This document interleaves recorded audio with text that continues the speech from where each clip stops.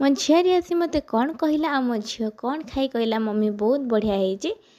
ଭିଡ଼ିଓଟିକୁ ଶେଷ ଯାଏ ଦେଖନ୍ତୁ। ତ ମୋ ଝିଆରୀ ଆସି ମୋତେ କହିଲା କାକି ଆଜି କିଛି ଭଲ ଜିନିଷ ବନାଅ ଖାଇବା। ମୁଁ କହିଲି ହଉ ଚାଲ ଠିକ୍ ଅଛି। ତ ମୁଁ ଚାଲି ଆସିଲି ବାଡ଼ିରୁ ନେବା ପାଇଁ ଭୃସଙ୍ଗ ପତ୍ର। ତାପରେ ମୁଁ ନେଇଗଲି ବିରି ଆଉ ଚାଉଳର ପେଷ୍ଟ। ବିରି ଚାଉଳ ପେଷ୍ଟ କାଲି କରାହେଇକି ରଖା ହେଇଥିଲା, ବହୁତ ସୁନ୍ଦର ଫୁଲି ଯାଇଛି। ଆଉ ତାପରେ ସେଥିରେ ମୁଁ ପକାଇଦେଲି ସ୍ୱାଦ ଅନୁସାରେ ଲୁଣ, ଗୋଟା ଜିରା ଓ ଧନିଆ ପାଉଡ଼ର ମିକ୍ସ, ଆଉ ତାପରେ ଅଳ୍ପ ଲଙ୍କାଗୁଣ୍ଡ, ଆଉ ଦେଇଦେଲି କଟା ହେଇ ରଖିଥିବା ଭୃସଙ୍ଗ ପତ୍ର। ତ ସବୁକୁ ପକାଇ ଦେଇ ମୁଁ ତାକୁ ଭଲ ଭାବରେ ଗୋଳେଇ ନେଲି। ହାତରେ ଗୋଳେଇ ନେଲି ଯେହେତୁ ଭଲସେ ମିକ୍ସ କରିବାରେ ମୋତେ ଥିଲା। ତ ତାପରେ ମୁଁ କଢ଼େଇ ବସାଇ ସେଥିରେ ଦେଇଦେଲି ତେଲ।